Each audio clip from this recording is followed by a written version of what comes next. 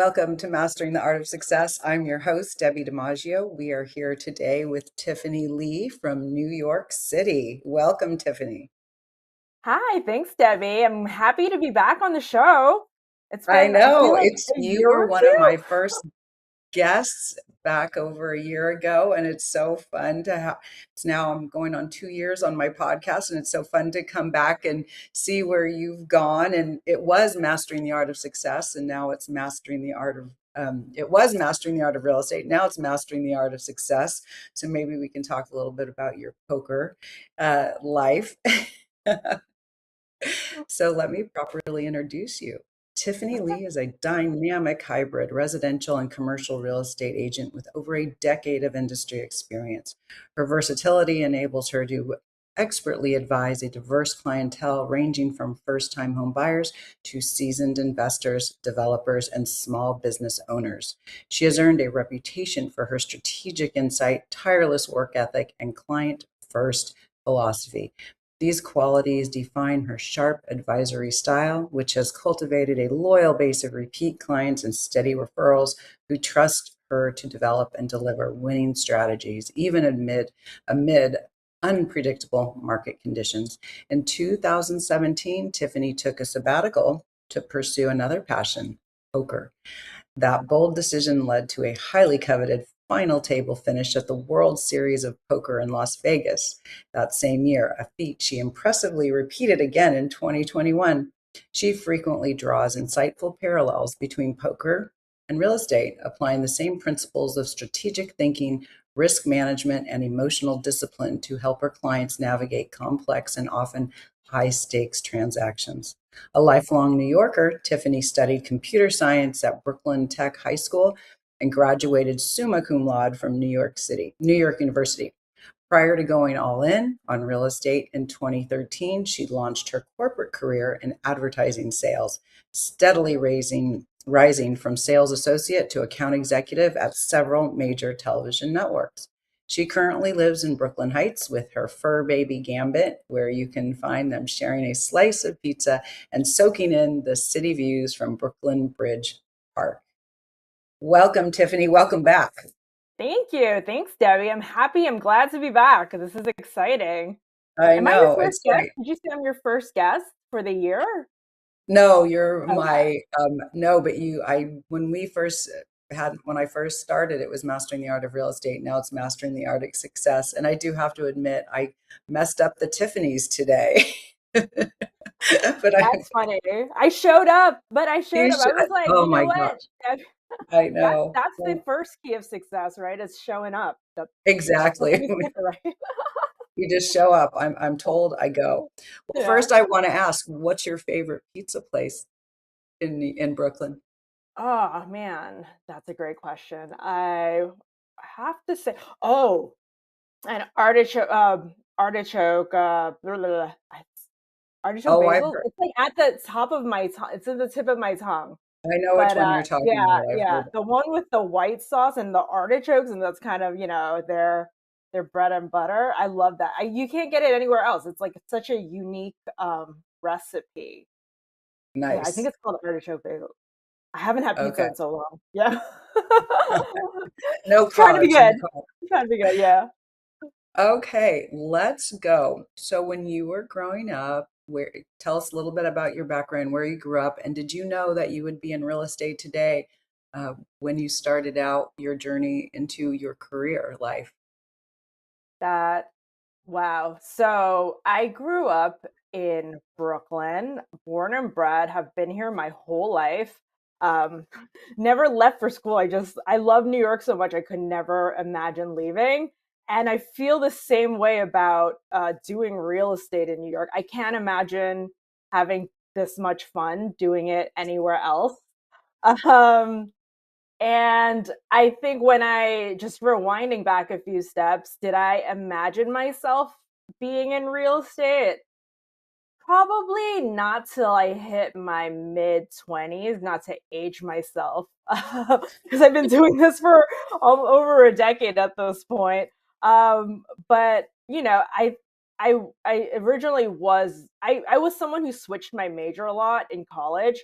I kind of had varied interests all over the place. And I think what I love most about real estate is you get agents from all walks of life that bring transferable skills from their past professional lives and kind of have their, and then they insert their own spin into how they maneuver a real estate transaction, which is so fascinating to see. So for me, I would say my whole like mishmash of majors of, I was a business major, I was a biomed major, I was a computer science major. I was all over the place, but I think, the common thread across all the board is, and this actually ties into your rebrand to like where the theme is success is, I'm a huge systems geek. So we can probably zero Mm, in on how I've just good. been cleaning up my systems for my business, because you're only as efficient as the systems that you have in place. And funny enough, they're That one of the is most. true. Sorry, what were you gonna say? I ramble. So No, that's so true. Systems are so important. And so before we go to systems, because that I'm a huge framework, I have my new book, The Mindset in Motion Method, Foundation for Success. I'm all about systems. So before we go into that, how and when did you were a poker player, and you not only were a poker player, you were a winner. So tell us a little bit about your poker years and then how you ended up getting into real estate and transitioning it from poker into real estate.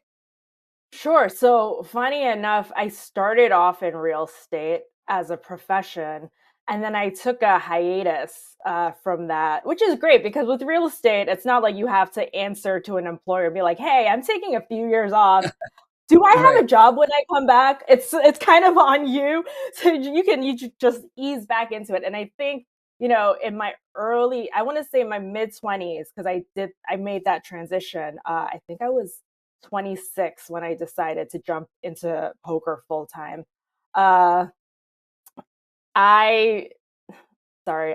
So yeah, I took the hiatus. I played poker full time, and poker is another game where you have to be very reliant on systems and stick to your plan, and then know when to deviate, when it's appropriate to deviate from that plan. Because, as you know, every real estate transaction has its own little wrinkle that shows up that you kind of have to turn on your brain and figure out a path forward and create like a organic game plan on the fly, but you still have your base game plan that you rely on to keep everything else running smoothly so that everything's not a fire drill. um, Absolutely. so that was, yeah, I, that was, yeah. I call that pivot and adjust. We're always Ooh, pivoting and adjusting, right? yep. Exactly. Yeah, so actually that's a principle I carry over from poker as well. So in poker, there's two lines of thought that it's very left brain and right brain. So the baseline way to play is called GTO, which stands for game theory optimal.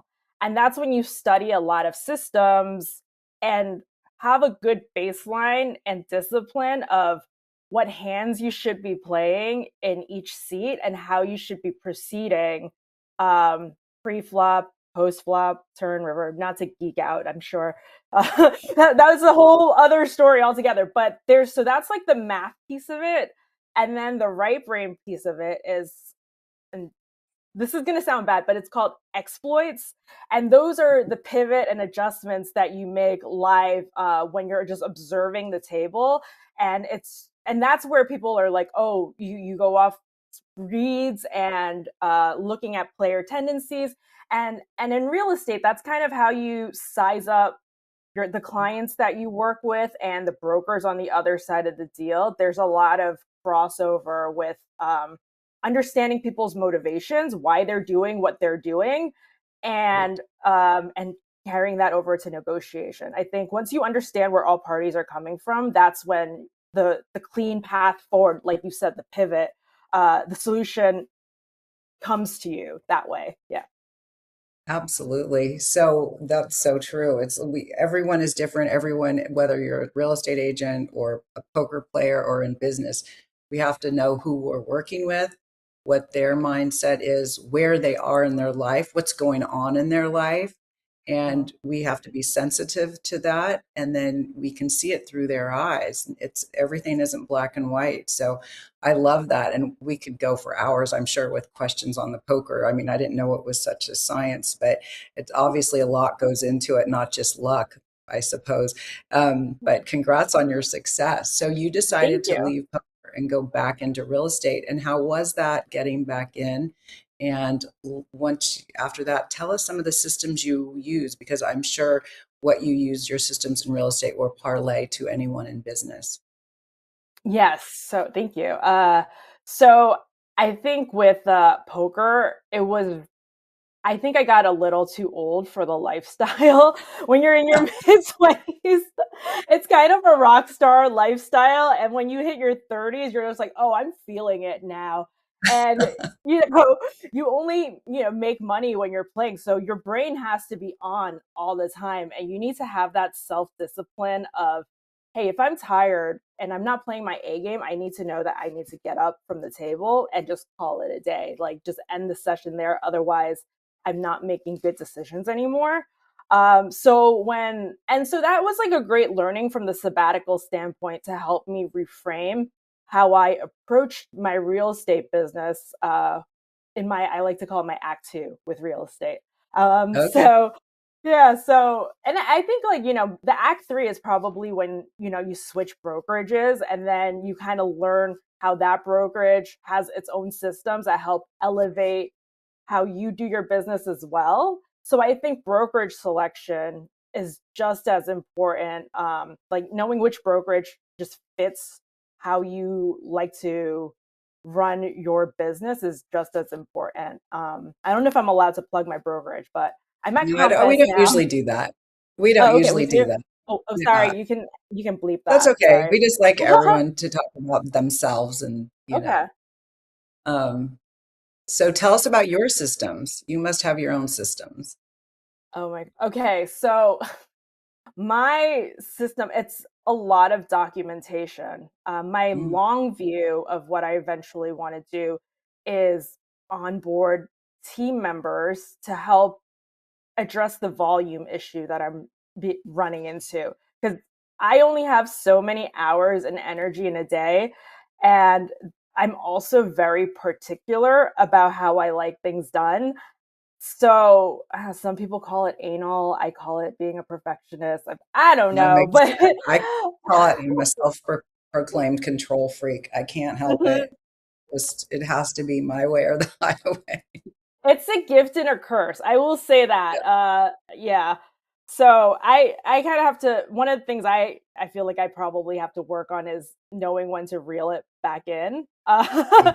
and just kind of like you said, like I said earlier, adjusting to the table and the client. But I am like to your point, it's my way or the highway. I just feel like a lot of clients, especially if they're first time home buyers, they don't know any better, so I like to impose, I guess, my systems on them before, bad habits develop, because it's very hard to unlearn bad habits, like, thinking about how to, value property. Like that's something that I teach them from the Right, get-go, or just getting their documents buttoned up, especially if they're buyers. right, Get a pre-approval letter. Don't just guesstimate how much house you can afford. You need to know what size stack that you're playing with, because that's another thing in poker too, is like your stack size determines how you approach, um like the way you play a hand with, you know one size with a big stack is very different from how you would approach the same hand with a small stack. So okay, so when you I say stack, is that money or those a number of cards? that's money. Okay. Yeah, money. Yeah, yeah.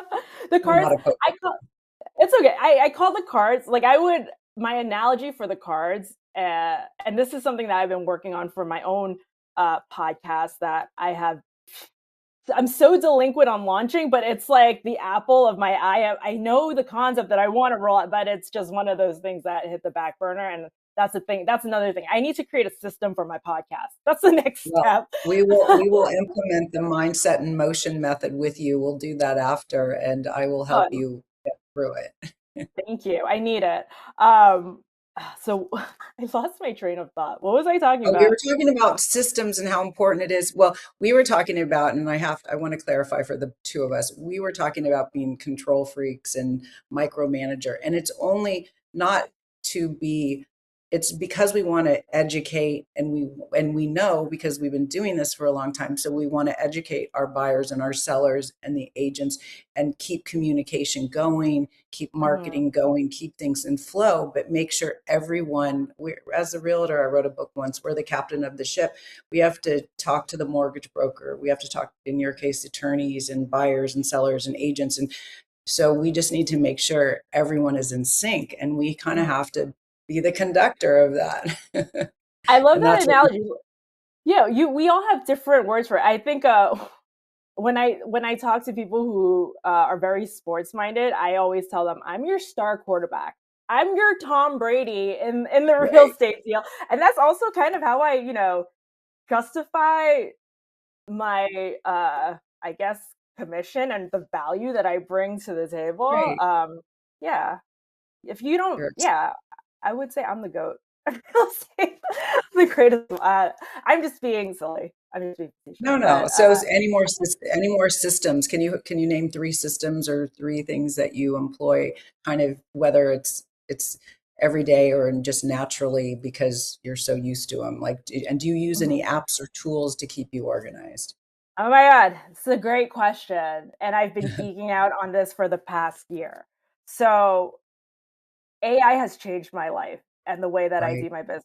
People are scared. The people who are scared of AI don't know how to leverage it to enhance your business. I right. don't think AI will replace the human aspect of being a real estate agent, but I do think that it has taken a lot of the emotional load that can Hmm. come with a real estate transaction, and cleanly communicating So true. my frustrations my frustrations and makes it sound more solution oriented So than, true. what I really want to say.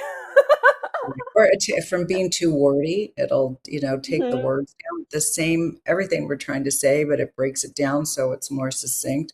It really has helped me because I can tend to ramble. And so it really just tightens up my message, exactly what my message is. So, what other Yes. ways do you use it? So I've used it to templatize a lot of my standard emails. And Nice. I've, you know, through experience, I've less is more. I had an Mhm. intern who was like, "Your emails are so short." Like I literally keep it as a haiku. I'm like, did it like I think brokers to brokers appreciate that. And also Right. when I receive an email, I don't want to read an entire paragraph. If you do that to me at this point, I'm going to copy and paste into ChatGPT. I'm like, "What are they saying?" Simple put this into bullets for me because I'm not reading all that. I haven't thought of that before. That's great. Take their email and what are they trying to say in Yeah. 5 sentences. Exactly. It's helps so much with, like like I said, alleviating the emotional part of it, alleviating a lot of the fat. Like you said, it trims the fat and Yeah, gets and when you trim the fat, things move faster. And our job as the agent on the deal, like you said, the captain, is to get to each goalpost faster. So right. AI has been instrumental in cleaning up my standard emails. If, like you said, there's a pivot, I will brain dump what I think the solution to the pivot is, which is why I think, people I don't think AI is going to replace the people aspect of it, like that individual spin. I'll just brain dump, like, I think this needs to happen. Write me an email that gets me from A to Z and then I'm like, okay, I'll see it. I'm like, I don't really love this part. I'll tweak, edit in this part. This is not what I meant. And then eventually, like after five passes and revisions on the prompt. I get to where I need ChatGPT to be to get It's my true. message You just across. have sometimes it's not always right, of course, and it's not always, especially with typos, but sometimes it doesn't capture exactly. So you just ask it to change the one part and it gets there instead of you re-editing, in the old Hmm. days, Yeah. a month ago, no, a year Yeah. ago, when we started using it. So it's great. Are there any other systems that you use in your daily life? So I actually have a standard operating procedure doc that Oh, I I've love it. and I have different columns for each client that I'm representing. So it's a very meticulous checklist. So that takes the mental load off of, okay, what do I have to do next? It's just written out there for me. And obviously, I know in my bones what needs to happen next, Sure. but like just seeing it and be like, oh, I have the email for that. I'm just going to copy and paste this. Here's my standard introduction to the mortgage loan officer. Here's my standard introduction to, the real estate attorney. So I have, my dream team lineup of the people that I've successfully done smooth deals with, who align with how I like to run my business, and are very solution oriented. And if Right. problems arise, they're not obstructionists. They Hmm. sit with it, and we can just pick up the phone, have a 5-minute conversation, and be like, okay, that's the game plan. Let's run it. So I think part of what enhances the systems are the people that plug in nicely with the system. So it's not so mechanical. That's like Right. that's the people aspect of it. But yeah, I have a really robust Word document that is a 1 point font.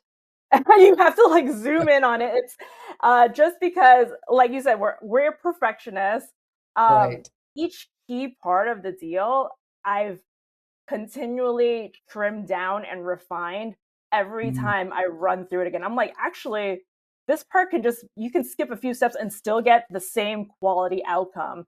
And Right. it takes Right. you a fraction of the time to do. So I've created like templates where it's like a deal sheet that becomes an invoice. It's the same template. It just pulls the numbers, and it's like, okay, just plug in the date, export as PDF, send it to the attorneys, like, thanks for great job on this deal, everybody. It's like a simple one liner. Here's the deal sheet, see everyone at the closing, that's it.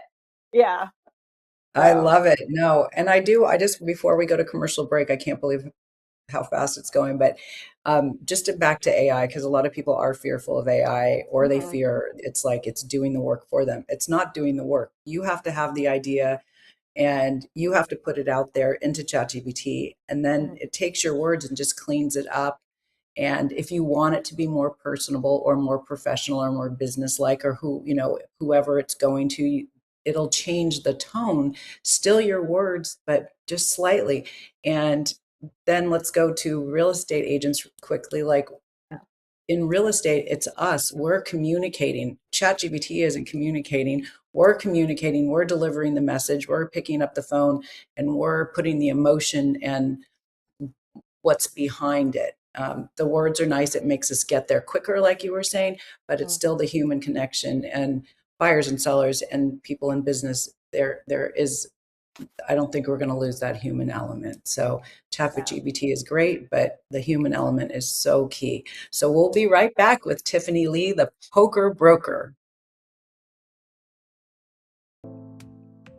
Did you know that your beliefs create your entire reality, but it's the subconscious beliefs that do most of the creating? Belief shifter and life coach Shiraz can help you identify those limiting beliefs and eliminate them, often in a single session. Like it was almost instant. Like I had relief right away. Creating better health, relationships, careers, and finances. Let Shiraz help you step out of safety and into awareness. Definitely something's happening. It's like a flow inside. Yeah, it feels good. Whether in person or online, Shiraz provides personal coaching, belief shifting. Visit Shiraz at energeticmagic.com or call 416-529-7429. Energetic Magic. Find your greater happiness. Be well. Be aware. Be magical.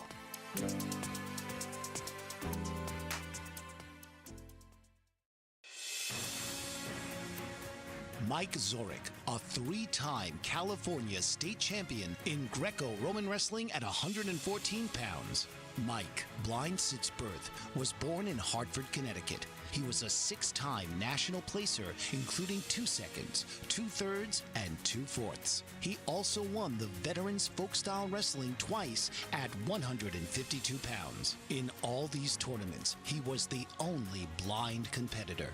Nancy Zorek, a creative spirit whose talents have taken her to the stage and into galleries and exhibitions in several states. Her father, a commercial artist who shared his instruments with his daughter and helped her fine-tune her natural abilities, influenced her decision to follow in his footsteps. Ms. Zorek has enjoyed a fruitful career doing what she loves. Listen Saturday mornings at 12 Eastern for the Nancy and Mike Show for heartwarming stories and interesting talk. Welcome back to Mastering the Art of Success. I'm your host, Debbie DiMaggio. We are back with Tiffany Lee, the Power Broker. Now, Tiffany, we talked, I think it was 2 years, at least a year and a half ago, and you told me you wanted to start your own podcast, the Poker Broker. Give us an outline. Who will be your guests when you do launch your podcast? Because I'm going to help you make that happen.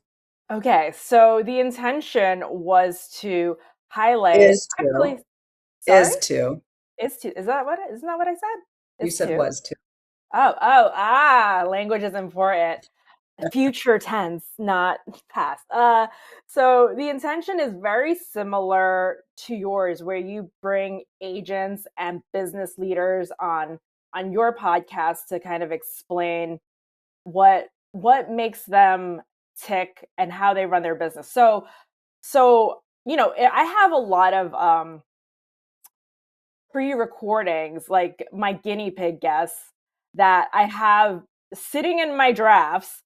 Awesome guests. They keep asking me when's it going live, and like we said earlier, I'm such a perfectionist that I edit every single, like, the editing is taking me forever because I need it to be perfect, and that just stops me from moving things forward. And I think with things like a podcast, it's actually good for it to feel a little, or not feel a little, but just feel more organic, and you have that freedom to, I guess, not be as polished because it's like a free flow conversation. And so I think, sorry, see, I rambled. What was the original question, Debbie? No, I'm so so sorry. well, so you're talking. I was interviewing a guest, a coach, a couple episodes ago, Mhm. and I was telling him that I wanted to do something, but I guess it was maybe about speaking on stage or something. And said, I guess the reason why I'm not doing it is I want to be a perfectionist. I want it to be right. And he said, perfection is not, you'll never achieve that. Stop with that. And so, because I just 2 years ago started this and I had no training and it is live, so there is no editing. So I just, to words of wisdom, you just throw yourself, and in the words of the Mindset in Motion book that I'm writing, that's coming out next month, you just get into momentum, you do it, you learn on the spot. Mhm. Stuff happens. We're human. Just like today, I mixed up two Tiffany's. And I I'm- have a huge apology to the other Tiffany. Um, but so you just have to do it, and we will get you there. And I was fearful of the tech part of the podcast, and that all handled itself thanks to Zach here, our producer. But then we just go and we have a great conversation, and it's so fun. But drop the perfectionism. That was the one thing, and I know that, but I'm repeating it to you. All right, let's go back to your career. You work in both residential and commercial real estate. How does your mindset shift between helping a first-time home buyer and advising an investor or business owner? Very different people. Mhm. So this is to draw a parallel to poker, and adjusting to different players and understanding where they're coming from. Buyers, first time home buyers, are kind of similar to the players that, like, don't know what they're doing. Their bet sizings are weird. They don't know it's their turn. They don't know how to play circle. Like it's just they telegraph their hand, and it's just like be quiet, stop talking. Like you're hurting your own position. You're talking too much, and that's the thing in poker. That's why it's called a poker face because Oh, you don't want to give any information, especially when you're negotiating. And so I think it's good for first time home buyers to have that real estate broker as their buffer to protect their interests because they say too much. You can say right, as much as you want to me. I will clean it. I will be the one who cleans up your argument or where the position you're coming from and convey that in a way to the other side where it's beneficial to you. Whereas if you did it yourself, you're going to not to like, and this goes back to me being very anal about things. I'm like, you're going to mess with everything that you want to do the way you're explaining to me. That's not how it's done. It's like it's yeah. So that's how kind of how I approach first time home buyers. You kind of also have to be a little bit more patient with them. So right.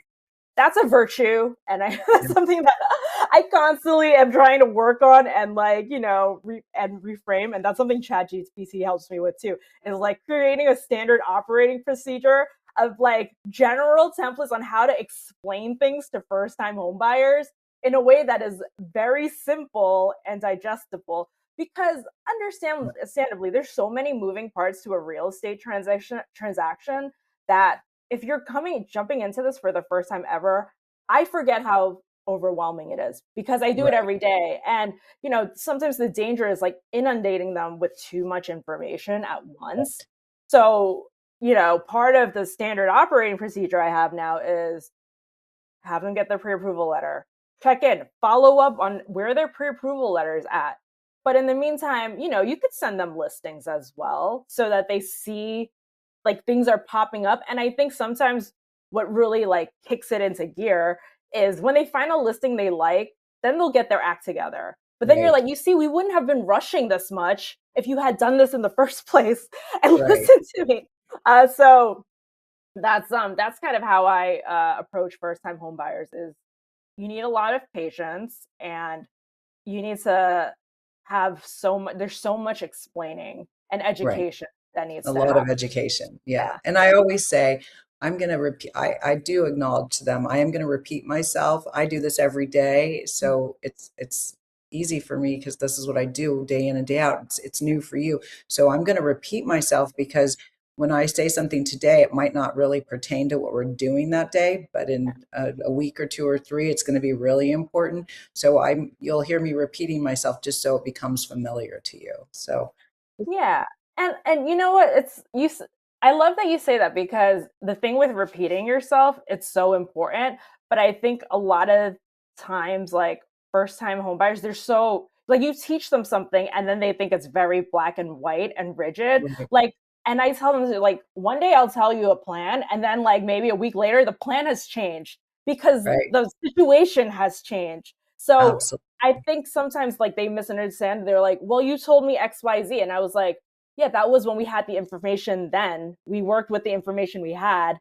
Now we have more information that shows us that we need to adjust our strategy and this is why I'm advising you to do what I'm advising you. I'm not backpedaling on what I'm saying, what I said a week ago. It's just additive and derivative of that based on, new information that we have." So Absolutely. that's another challenge I think with first time home buyers is like they're like, "But you said this," and I'm like, "It's different now." Pivoting that to commercial, the conversations are so much faster.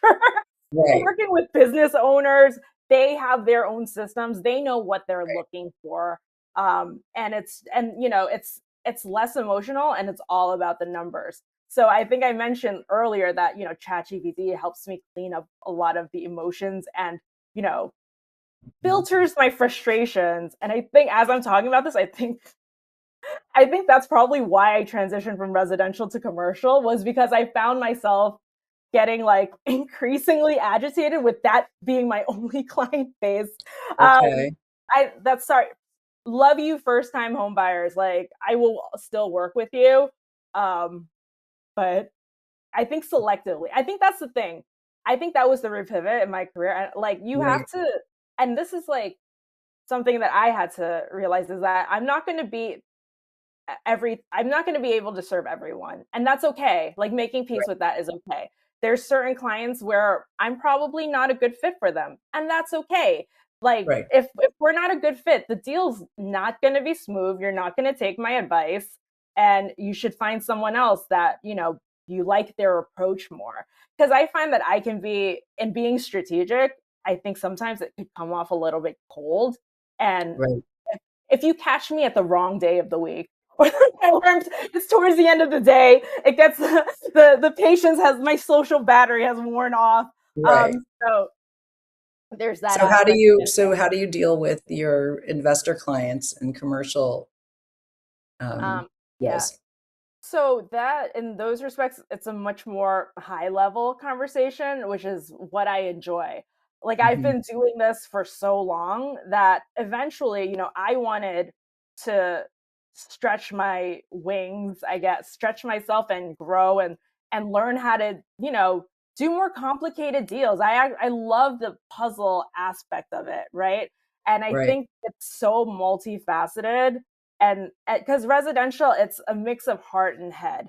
And Right. there's finite property types, finite uses. At the end of the day, they all just want to live there and be happy, right? And that's out of your control for the most. It's on that, like, you can't control how people feel, right? Right. So they need, and you have no idea how long you're going to spend with them until they feel something, right? And That's it's, so yeah. true. We facilitate the process once they identify it, but we can't make them. We're not selling them. We're not going to sell them. I mean, we will facilitate the process to make sure they get what they want. Yeah. Yeah. We're like matchmakers, but at the end of the day, you have to fall in love, right? And Yeah. I'm not in control of you falling in love with a property. That's on you. So that's, I think, so that's kind of, the equation that goes into residential real estate. With commercial, it's more systematic, right? And we were talking about how I'm such a systems geek. So I think naturally I gravitated towards that as I worked on more commercial deals. I'm like, oh my God, it kind of, reinvigorated my love and enthusiasm for the job, which is why I took a hiatus in the first place to play Right. poker, right? I kind of got worn down with it, which is fair.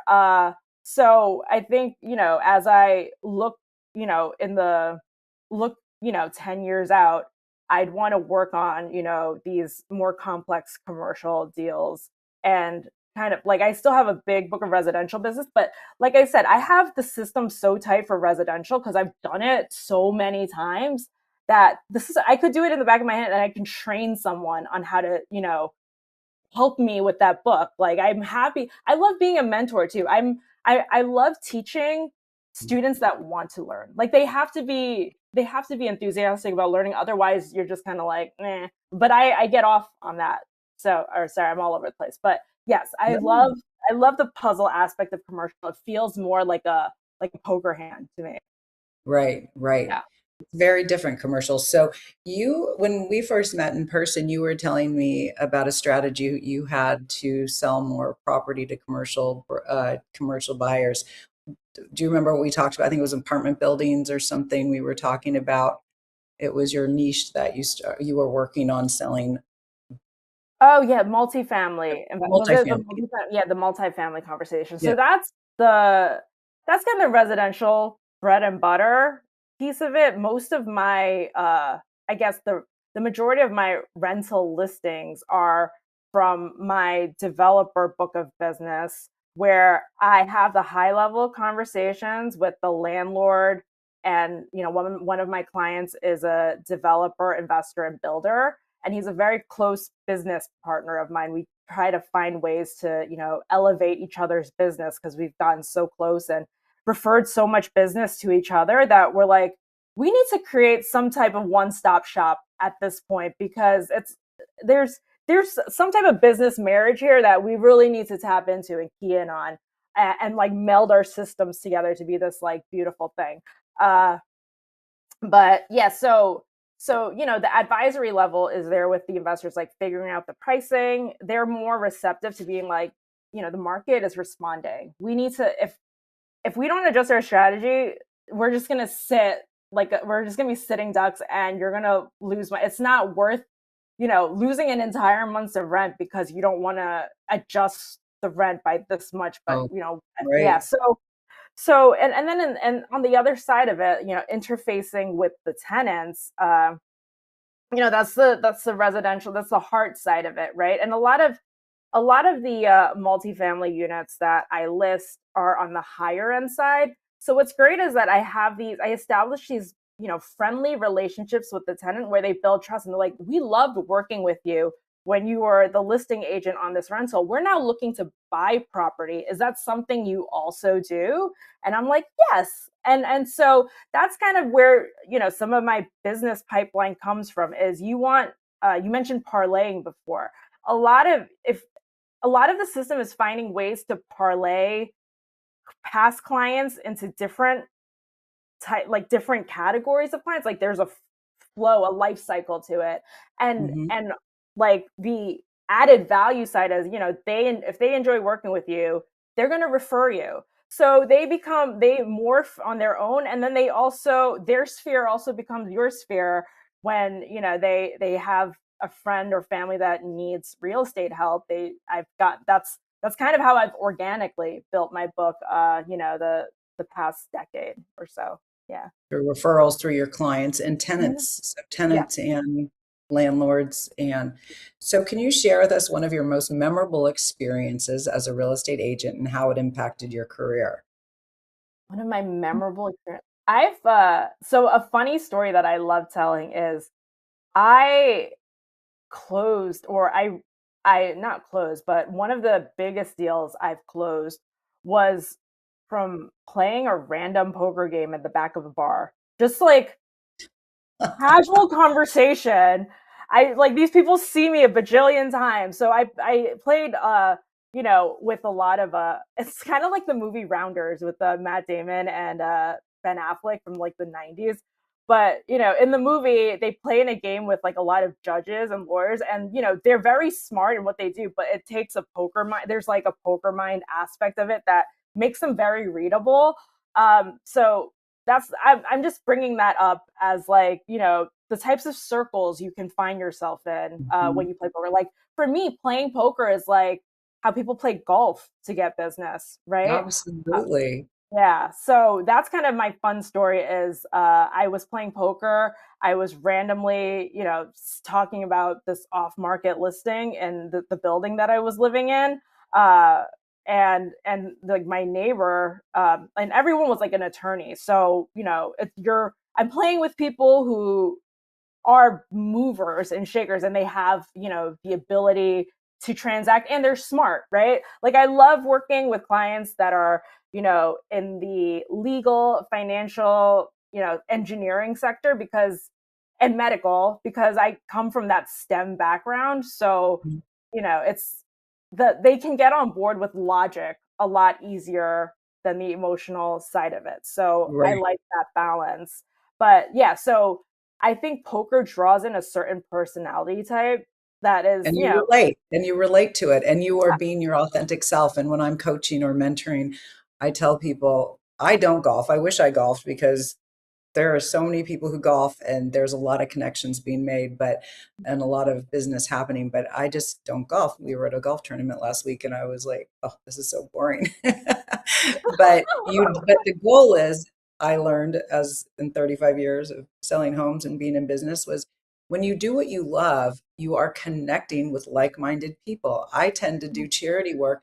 I had no idea when I was started out in charity work there would be anything related to real estate, but what I was doing was I was doing what I loved. And when you do what you love, it shows. And then people get to know who you really are. And you are in there playing your poker, doing what you love. And people, you are relating to those people. So if it's cooking or dance or poker or whatever it is, pickleball, do what you love and you will attract the people that you want to do business with and they want to do business with. So not every person is the right person for, each buyer or seller, each person in business. Do what you love, I think is so Mhm. important. So I have a tagline that I've always used is we are colleagues, realtors. We are colleagues, not competitors. You and Mhm. I are part of a mastermind group, and it's different real estate companies. We all come together and we share information. First, what does that mean to you? We're colleagues, not competitors, and Mhm. give us a little highlight of what it's like to be in a mastermind group with other professionals. I love talking shop with people who are driven to operate on a very high level. Yeah, there's that saying that goes, you never want to be the smartest person in the room because, then you're not learning anything. And I feel like in that mastermind, there's so many people at different phases of, their business. There's a lot of folks who have years of experience on me. So they've seen more, and I love sponging off of them and just hearing how they have navigated deals over the years and challenges they overcame. And I think that's what's so great about our mastermind too is, like colleagues and not competitors. We're not afraid to be vulnerable in that group, which I Right, like. There's an open book. It's like, hey, I get frustrated at this point, and everyone's like, yes, that's a very relatable feeling, but you right. like don't want to show that to your clients. It was just like, so I love that we can talk about these little nuanced spots that we all run Right, into, but no one ever says it out loud that often. And I think that right. Mindshare is such a great space to, candidly have those conversations like, hey, this is a real thing that, a challenge that all of us face. And, you think you're alone in it, but once you say it out loud, you're like, oh, actually, I'm not alone. And let's all figure out, like, let's all just bounce ideas off of each other on what has worked. And I think that's so refreshing. Yeah, definitely, because we are independent contractors, so we are alone, and it is nice to come together in those groups and to share ideas, share information, or just to relate. No, I'm not the only one feeling like this, or yes, I've had that experience. So, Tiffany, how can people get a hold of you? And if you want to share any last bits of wisdom with us. So if you want to reach out to me, you can DM me on my Instagram. It's at Tiffany Sells New York. Or you can email me, Tiffany Lee, TIFFANYLEE at compass.com. That's another way you can reach me. And the tagline, I guess, for my Poker Broker podcast is making moves in real estate, making smart moves in real estate. It's been 2 years. I forgot what my tagline. I gotta look back at my notes again, but it was something like that: making smarter moves in real estate, because in poker you make moves as well. Right. So it was like a play Here, I on got a words. challenge for you. Pop that into when, as soon as we close up in 30 seconds, pop that into ChatGPT and ask it for 4 renditions, and then ask it what is the best SEO title for my podcast, The Poker Broker. Love it. I think it was making smarter moves in real estate. It was something. I thought it was great like 2 years ago, and the fact that I forgot it now probably needs to be workshopped again. All right. Well, you get back to ChatGPT. Well, it was so fun to have you again. I really appreciate you being here, and I look forward to seeing you in New York soon. Likewise, this was so much fun. I'm glad. You know what? The mistake was supposed to happen. This was a great It chat. It was so refreshing. was I so loved fun it. to see you again. Thank you And so much. thanks, Debbie. Bye. Tune in each week for another episode of Mastering the Art of Success with host Debbie DiMaggio. Thursdays, 2 p.m. Eastern. Real stories, real strategies, real success.